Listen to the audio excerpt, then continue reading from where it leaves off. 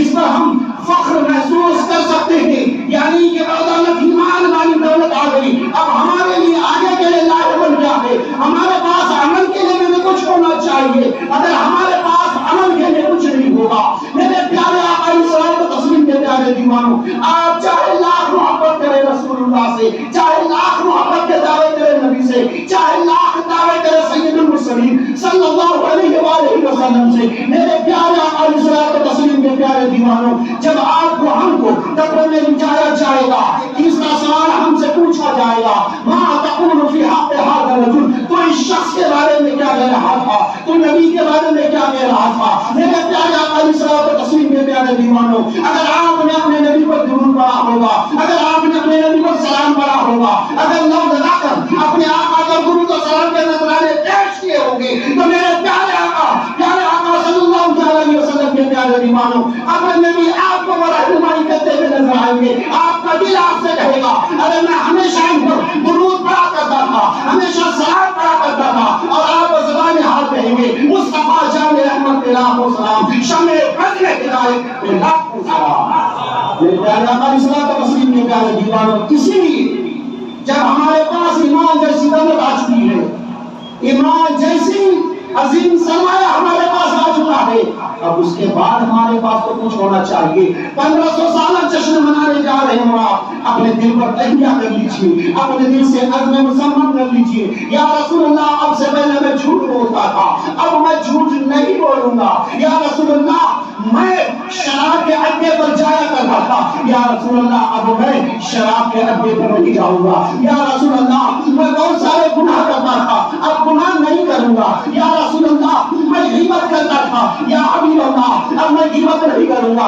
اپنے دل میں عزم مصمم کر لیجیے، کسی کے کہنے پر نہیں، کسی کے بولنے پر نہیں، کسی کے فرمائش پر نہیں، کسی کی سن کر نہیں، اپنے دل کو دبا دیجیے، اپنے دل کو دبا بنائیے، اپنے دل کی شہادت دیجیے اور رسول اللہ کو دبا بنا دیجیے، یا رسول اللہ آپ کے 1500 سالہ جشن پر ہم عزم مصمم کرتے ہیں کہ اب ہم نماز نہیں چھوڑیں گے، اب ہم سے نماز نہیں چھوٹے گی، جو نماز ہم سے چھوٹ چکی ہے، یا اللہ اپنے حبیب کے صدقے ان نمازوں کی معافی فرما دے، اب آج کے بعد ہم سے نماز نہ چھوٹے گی۔ میرے پیارے آقا علیہ الصلوۃ والتسلیم کے پیارے دیوانوں، اللہ قرآن میں ارشاد فرماتا ہے، جنتی جنت میں جائیں گے تو وہ لوگ بے نمازی سے پوچھیں گے، ما سلککم فی سقر، کیا وجہ بنی کہ تم جہنم میں جا رہے ہو؟ میں تو تمہیں تقویٰ پرہیزگار سمجھ رہا تھا، میں تو تمہیں متقی سمجھ رہا تھا، میں تو تمہیں نمازی سمجھ رہا تھا، میں تو تمہیں حاجی سمجھ رہا تھا، میں تو تمہیں قاضی سمجھ رہا تھا، میں تو تمہیں اچھا نیکوکار سمجھ رہا تھا، مگر تم جہنم میں جا رہے ہو۔ وہ کہیں گے،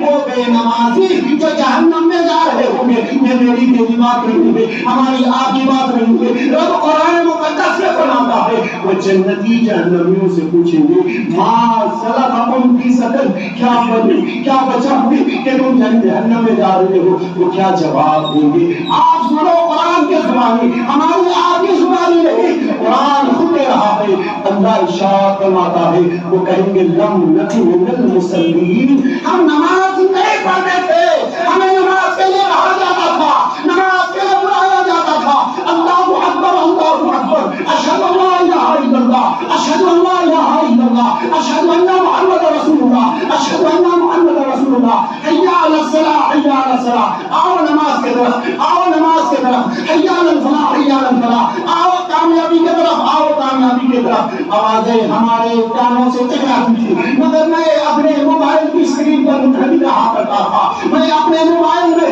مصروف العمل رہا کرتا تھا، یا اپنے کام میں رہا کرتا تھا۔ میرے پیارے آقا علیہ الصلوۃ والتسلیم کے پیارے دیوانوں، یہ ہماری اور آپ کی بات نہیں، قرآن کہہ رہا ہے، ہمارا آپ کا خدا کہہ رہا ہے، ہمارا آپ کا رب کہہ رہا ہے، کیا کہیں گے ہم اپنے خدا سے، کیا کہیں گے محشر کے میدان میں، اپنے رب کے سامنے کیا کہیں گے، وہ بھی ہمارا اور آپ کا رب قرآن میں بتا رہا ہے۔ ہم کہیں گے کہ نماز کا وقت ہوتا تھا، نماز کے لیے بلایا جاتا تھا، آواز ہمارے کانوں تک آتی تھی، کانوں سے ٹکراتی تھی، مگر پھر بھی ہم نماز کو نہیں جاتے تھے، پھر بھی ہم مسجد تک نہیں جاتے تھے۔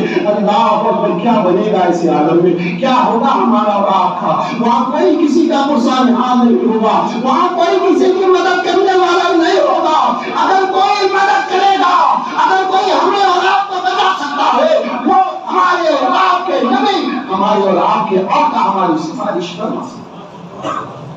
میرے پیارے اپنے اسلام تسلیم کے پیارے دیوانوں، کیا سمجھا ہم نے، کیا سمجھتے ہیں آپ؟ نماز یہ عبادت ہے ہماری اور آپ کی بخشش کا ضامن بننے والی ہے.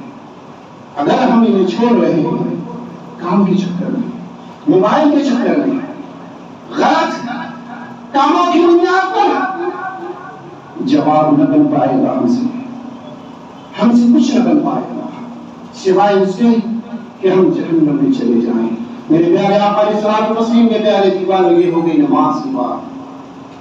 آئیے اس 1500 سالہ جشن کے موقع پر دو چیز کا پیغام میں آج دے رہا ہوں.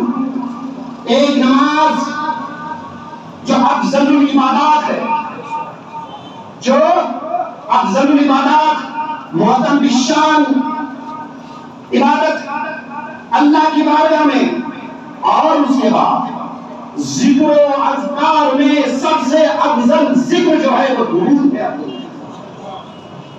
اللہ فرماتا ہے، آج ہمارا سنتے رہتے ہیں، اللہ کے نبی فرماتے ہیں، قال رسول اللہ صلی اللہ علیہ وآلہ وسلم، من صلی علیہ صلاۃ واحدۃ صلی اللہ علیہ 10 صلاۃ وحتى 10 خطايات ورفع 10 درجات.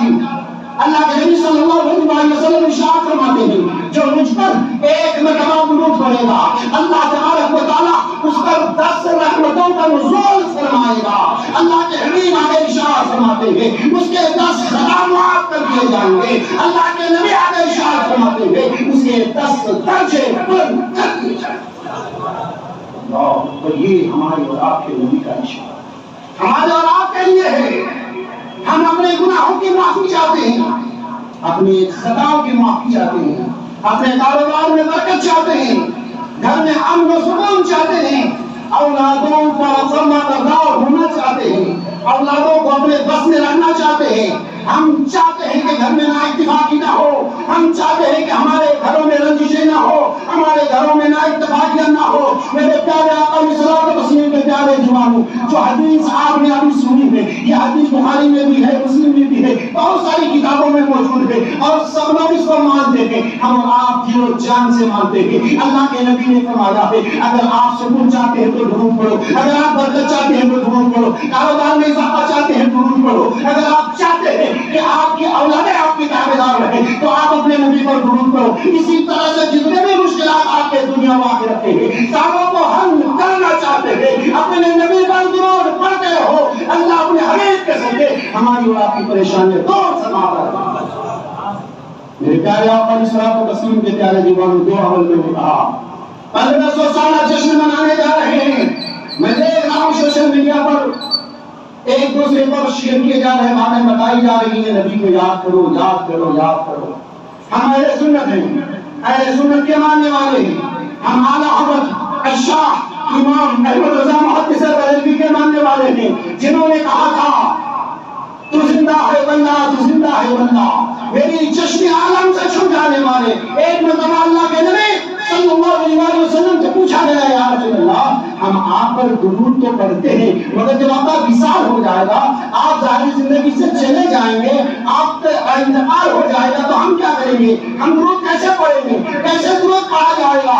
اللہ کے نبی نے ارشاد فرمایا، حرم اللہ علی الارض ان تأکل اجساد الانبیاء. اللہ تبارک و تعالیٰ نے مٹی پر حرام کر دیا ہے کہ وہ نبی کے جسموں کو کھائے. میں جیسا یہاں زندہ ہوں ویسا میں اپنی قبر میں بھی زندہ رہوں گا.